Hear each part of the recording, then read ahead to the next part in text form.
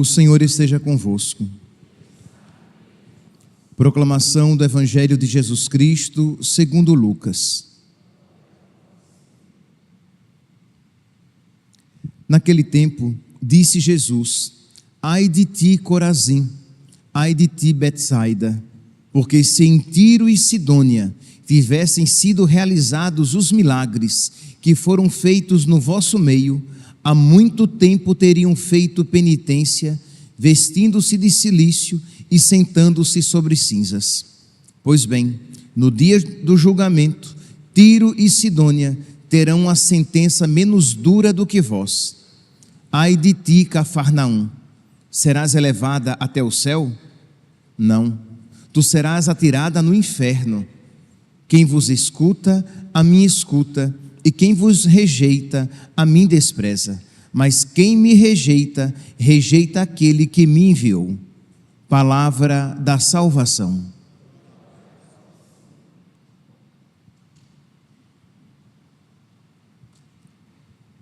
Caríssimos irmãos e irmãs,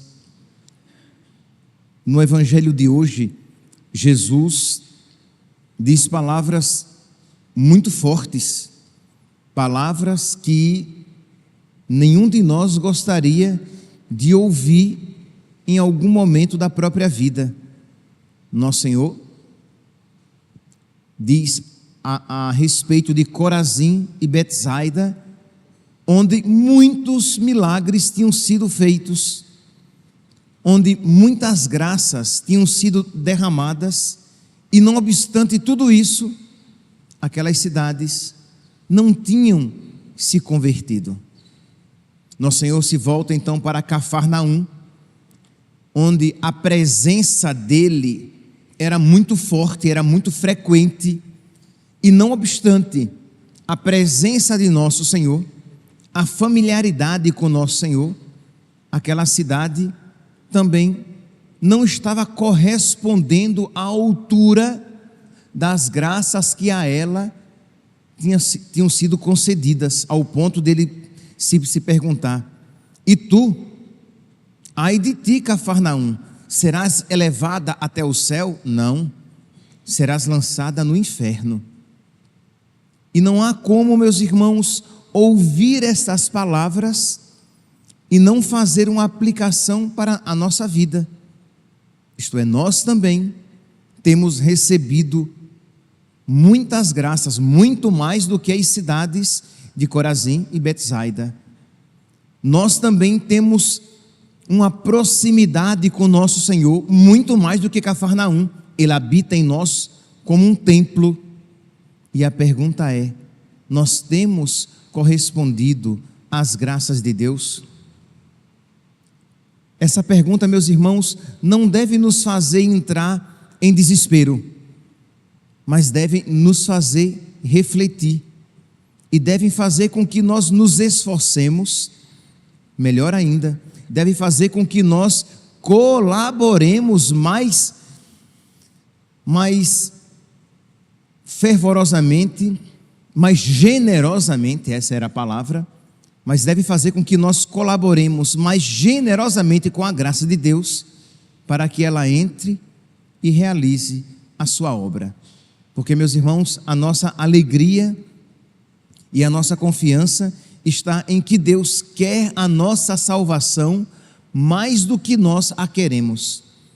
Então, se Deus quer, nós podemos confiar. Nós não podemos confiar no nosso querer. Por quê? Porque nós somos instáveis. Infelizmente, ora queremos, ora não queremos, ora estamos determinados, ora estamos com a vontade lânguida, mole, fria, dúbia, isto é, indecisos. Então, mas se Deus quer, nele nós podemos confiar. Então vamos lá, pedir a Deus a graça, e devemos nos esforçar para colaborar com esta graça que nos será concedida para a nossa conversão, para o nosso progresso espiritual, para a nossa santificação. E diante de um evangelho tão forte, celebrar a memória de São Francisco de Assis deve encher o nosso coração de esperança. Por quê? Porque São Francisco de Assis, humanamente falando, tinha tudo para não se converter. Quem era Francisco de Assis? São Francisco de Assis era, para os tempos da época, um boyzinho, um playboyzinho, de uma vida boêmia, de uma vida relativamente fácil, financeiramente falando, apegado às riquezas, aos prazeres, às glórias do seu tempo. Então, vivia aquele princípio de fugir da dor e buscar o prazer. Era este, né, o Francisco de Assis antes da sua conversão. Gostava da glória, das glórias que o mundo podia oferecer, por isso que ele quis ir para a guerra. Então conseguiu um cavalo, seu pai lhe deu um cavalo para a guerra contra Perúgia. Então ele teve um cavalo, uma armadura, ele tinha uma Ferrari da época. Ele tinha todo aquele status e tinha condições financeiras para manter aquele status. Vai para a guerra, é preso, perde, é preso, fica 1 ano preso. Isto é, humanamente falando, um desastre, uma tragédia. Mas foi exatamente naquele período de 1 ano na prisão que ele teve tempo de fazer silêncio e de refletir a própria vida à luz de Deus, de perceber que a figura desse mundo passa, que vaidade das vaidades, tudo é vaidade. E entendamos aqui, né, este vaidade das vaidades, compreendamos o que é que eu quero dizer, porque aí a gente já compreende vaidade simplesmente como uma busca da beleza, de uma certa ostentação. Não, vaidade aqui no sentido mais próximo do significado etimológico. Vaidade significa algo que não tem consistência, que é vão, que é passageiro. Então ele faz a experiência da fugacidade da vida. A vida é fugaz, a vida é um instante que passa. A vida não tem, esta vida material, ela é muito breve. E ele faz essa experiência por quê? Porque ele teve tempo de parar para refletir a sua vida a partir de Deus, à luz de Deus. E é tão importante, meus irmãos, é fundamental que nós tenhamos um tempo de silêncio, um tempo qualitativamente superior, quantitativamente generoso, que não adianta você dizer, eu vou dar 5 minutinhos para Deus. Seja mais generoso na quantidade do tempo, mas o tempo de silêncio, o tempo na presença de Deus, é sempre um tempo qualitativamente superior, é um kairos, é um tempo de graça, em que você reflete a sua vida diante de Deus, em que você reflete a respeito dos mistérios da sua fé, com o auxílio da luz de Deus, para que você tenha maior profundidade. Aí você diz, mas padre, mas olha, eu vou à missa todos os dias, eu tenho as minhas orações, e tudo isso é muito bom. Mas cuidado, porque pode ser que você esteja vivendo tudo isso mais ou menos no automático. Você acorda, faz o sinal da cruz, reza um Pai Nosso, vem para a igreja, vai para o trabalho, resolve algumas coisas particulares, tem alguma diversão, volta a dormir, acorda, faz o sinal da cruz, reza um Pai Nosso, vai para a igreja. E você vive tudo isso mais ou menos no automático. Você já se acostumou com aquele ritmo de vida, e se você parar de verdade, você vai perceber que você não tem se aprofundado nesses aspectos espirituais da sua vida, porque são realidades estanques, são realidades separadas da sua vida. Isto é, você vai à missa e pronto, você mal reflete enquanto está ali na igreja, mas depois você toca a sua vida sem muita ligação com a missa da qual você acabou de participar. Você não leva aquela palavra ouvida para a prática da sua vida, para fazê-la carne na sua vida. Você não tem um momento em que você silencia e é só você e Deus, na sua oração pessoal, em que você coloca os seus atos, as suas escolhas, em que você pede o auxílio de Deus para ter um discernimento em situações concretas do seu dia a dia. Não, você tem esses momentos gerais de oração e orações vocais, em que você fala e termina, mas você não ouve Deus. E é importante, meus santos, não é apenas importante, é imprescindível, é importantíssimo que nós tenhamos esse momento de silêncio. Por quê? Porque Deus nos fala, porque Deus nos pede coisas, e pode ser que o que Deus venha me pedir hoje seja diferente daquilo que Ele me pediu ontem. Não será contrário, porque se Deus me pediu algo ontem, o que Ele me pedir hoje não será contrário do que ontem Ele me pediu, mas pode ser bem diferente, pode ser um passo a mais, pode ser um aprofundamento daquilo que relativamente, superficialmente, Ele tinha me pedido no dia anterior. Então eu preciso estar atento, estar com os ouvidos atentos, com o olhar espiritual focado em Deus, para que eu perceba a sua vontade na minha vida. Mas se eu não fizer silêncio, se eu não me colocar na presença de Deus, para que Deus me fale, se eu não me colocar numa atitude de escuta e de disponibilidade para ouvir e fazer a vontade dEle, a minha vida vai ser sempre uma superficialidade. Então não esperemos, meus santos, que Deus nos leve para a prisão, para que nós aprendamos a ouvir Deus. Isto é, não esperemos que algo trágico e drástico nos aconteça, para que nós aprendamos a ouvir Deus, que já seria uma graça. Pior seria, infinitamente pior seria, se mesmo assim a Deus não ouvíssemos.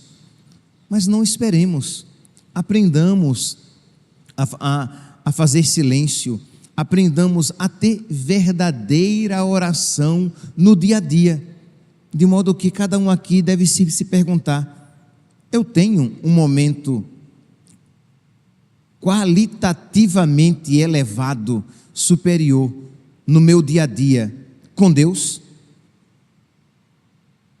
É uma pergunta. Você tem?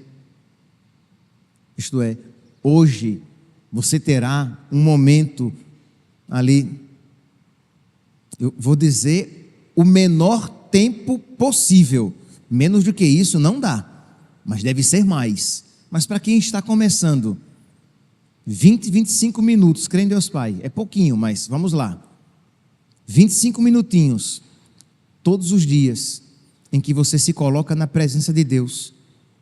Esse tempo, que deve ser maior, tá? Mas para não assustar, né? Então vamos começando.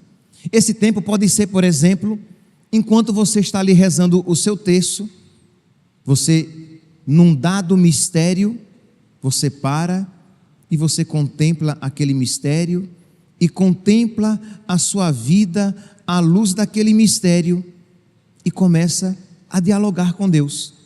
Então, por exemplo, hoje é sexta-feira, você vai contemplar os mistérios dolorosos. Então você, no primeiro mistério, você contempla a agonia de Nosso Senhor no Horto das Oliveiras. E você contempla aquele mistério, Jesus que sua sangue para fazer a vontade do Pai, para amorosamente fazer a vontade do Pai. Aquilo lhe custou sangue, ele suou sangue. Ele disse, ele viu a gravidade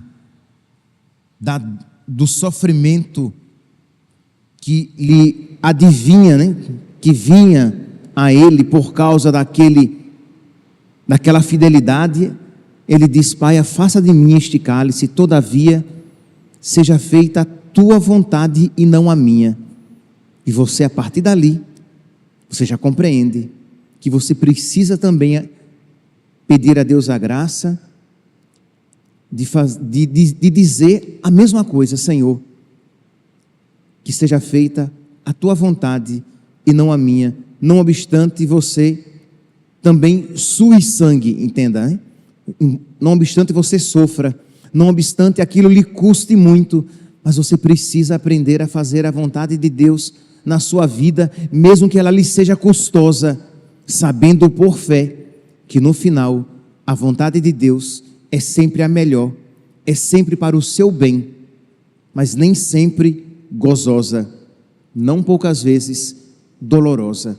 E você vai aplicando isso a várias circunstâncias da sua vida e vai lendo o seu dia, a sua vida, como você tem vivido a sua vida à luz daquele, por exemplo, daquele primeiro mistério contemplado, e vai suplicando as graças de Deus, porque você sabe que você é fraco, que você é frágil, e que você não poucas vezes você quer fugir da vontade de Deus, ou fica escolhendo qual vontade de Deus você vai obedecer, quando na verdade a obediência se manifesta de uma maneira mais excelente quando ela não é a sua vontade, quando ela é bem diferente da sua vontade, quando você gostaria, né, de fazer uma outra coisa, não necessariamente uma coisa má, mas uma outra coisa.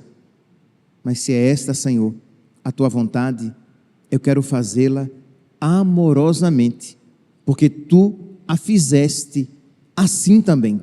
Quando Deus fez a vontade do Pai, Deus fez com amor, com generosidade, né? com radicalidade, Ele abraçou a vontade de Deus na sua vida. Então você vai refletindo e se detém e dialoga, e aí lhe vem à mente algumas circunstâncias na sua vida em que você não foi fiel a este princípio necessário para a sua vida espiritual, e você suplica perdão a Deus.